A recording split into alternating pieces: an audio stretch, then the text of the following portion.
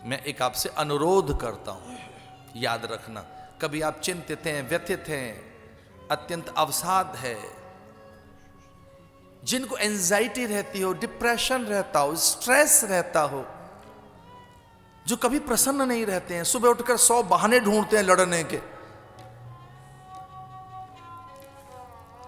मेरी एक छोटी सी प्रार्थना है, जिन्हें भय रहता हो, चिंता रहती हो, उन्माद रहता हो, आवेश रहता हो, जिनमें अल्पता रहती है, अभाव रहता है, जो खुद से कभी प्रसन्न नहीं हुए, संतुष्ट नहीं हुए, जो ये कहते रहे मंद भाग्य, हत भाग्य, हमारा भाग्य अच्छा नहीं है, हम सुंदर नहीं है, हम बड़े नहीं है, घर ऐसा है, मकान छोटा है, पत्नी अच्छी नहीं मिली, बच्चे ऐसे निकल आए, पति ऐसा है।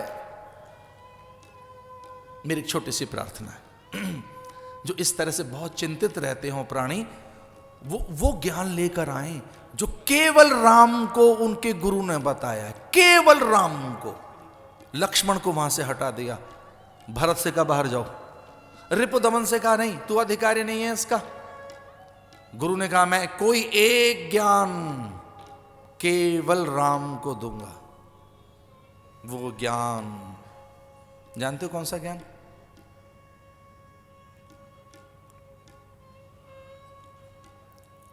एक बार विश्वामित्र वशिष्ठ की हत्या करने के लिए आए थे,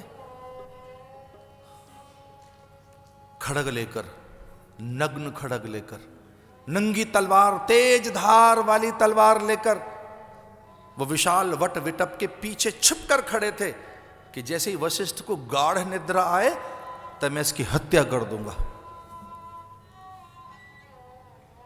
सांझ के समय छुप गए थे वो पेड़ के पीछे, रात होने की प्रतीक्षा कर रहे थे। और अरुंधति ने पूछा था वशिष्ठ से कि हे स्वामिन, हमारे आश्रम में सर्वथा आनंद है, आह्लाद है, हमारे आश्रम में सदाई तो शांति है, पर आज जिस ढंग की प्रशांत वाहिता, आज एक अनुपम आह्लाद है, इस प्रकार का आह्लाद, ऐसा आनंद, इतना इतना भाव, ऐसा रस, ऐसा माधुर्य मैंने कभी नहीं देखा। मुझे अपने आश्रम के आंगन की धूल माथे से लगाने को क्यों मन करता है? मेरा मन करता है एक एक पत्ता जो डाल से गिर पड़ा है, मुरझाया हुआ पीला पत्ता, उसे चूम लूं मैं। मुझे ऐसा लगता है इस पीले पत्ते में भी कितना माधुर्य है, मैं इसका आदर करूं, इसे चूम लूं। धरती पे से धूल उठा उठाकर मैं थक गई, माथे से लगा लगा कर आज न जाने क्यों मैं बावरी हो गई हूं। मुझे हर चीज मीठी सी, पवित्र, अनुपम, उदात्त, अत्यंत मोहनीय और भगवदीय लग रही है। मुझे लग रहा है कोने कोने में, कण कण में परमात्मा है और इसका मैं पूजन कर लूं। इसमें मुझे रस दिख रहा है, माधुर्य दिख रहा है, आनंद मेरे से संभाले नहीं संभल रहा। ऐसा क्यों हो गया? हमारा ही घर तीरथ सा दिख रहा है, हमारा घर हिमालय हो गया, हमारे पेड़ ये परमात्मा दिख रहे हैं, देवात्मा दिख रहे हैं, चूमने को मने, इनकी पूजा कर लूं मैं धूल उठा उठा कर थक गई, अपने अंग अंगों में लगा लगा कर, एक एक रज कणिका में मुझे ब्रह्मानुभूति हो रही है, रसानुभूति। ऐसा क्यों है? तो वशिष्ठ ने कहा जानती हो ऐसा क्या है? ये सब विश्वामित्र के तप के कारण है। विश्वामित्र का तप इतना महान हो गया, उनके कारण इस पूरी धरती के कण कण में रस बरस रहा है, कण कण में माधुर्य बिखर रहा है। तो अरुंधति कहने लगी वो विश्वामित्र जिन्होंने हमारे 100 बच्चों की हत्या कर दी? बोले हाँ भाई, वो कितने महान हैं, उनकी तपस्या का प्रभाव देखो कि उनके कारण।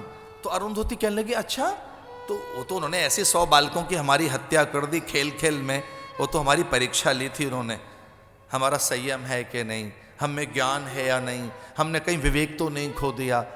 तो 100 जो बच्चे हमारे मार दिए थे जिन विश्वामित्र ने, उनकी वजह से? तो बोले हाँ उनके ही कारण। तो अरुंधति कहती है मुझे ले चलो उन ऋषियों के, उस ऋषि के पास, मैं उनके चरणों में एक बार झुकना चाहती हूँ।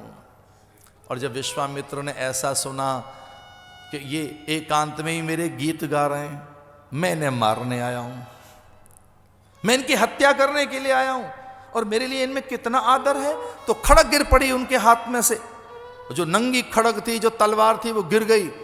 आवाज हुई और अरुंधति ने कहा कि कोई हमारे आंगन में छिप कर खड़ा है, कौन है पेड़ के पीछे, देखें तो सही। तो कहने लगे वशिष्ठ कोई और नहीं, ये जो आनंद की तुझे अनुभूति हो रही है वही विश्वामित्र वहां खड़े हैं। पति पत्नी उनकी प्रदक्षिणा करने लगे, प्रणाम करने लगे, चरणों में शीश रख दिया, आप धन्य हैं। अब विश्वामित्र की परेशान होने की बारी थी। उन्होंने कहा नहीं, मैं धन्य नहीं हूं ना, मैं महान नहीं। जानते हो क्या गिर गया? खड़ग, हथियार गिर गया। तो मुझसे कोई पूछे अध्यात्म क्या है, मैं एक पंक्ति में उत्तर देना चाहूंगा। अध्यात्म अस्त्र को छीन लेता है, वेपन्स छिन जाएंगे इस धरती के। इस धरती पे जो आज उन्माद है, असुरक्षा है, आतंक है, भय, अनीति है, दमन है, अत्याचार है, शोषण है, इसका एक ही उत्तर है, इस धरती को आध्यात्मिक बनाइए, युद्धोन्माद अपने आप शांत हो जाएंगे।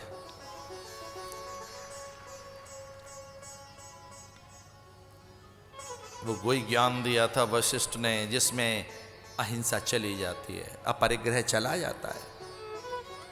तो किसी को भैया भय हो, चिंता हो, चिंतित रहता हो, तो हमारा अनुरोध है वो योग वशिष्ठ नाम का ग्रंथ अपने घर में ले आए, उसे पढ़े, जो केवल राम और गुरु के संवाद हैं, केवल राम और गुरु के संवाद हैं। आर पार हो जाता है आदमी उसे पढ़ने के बाद।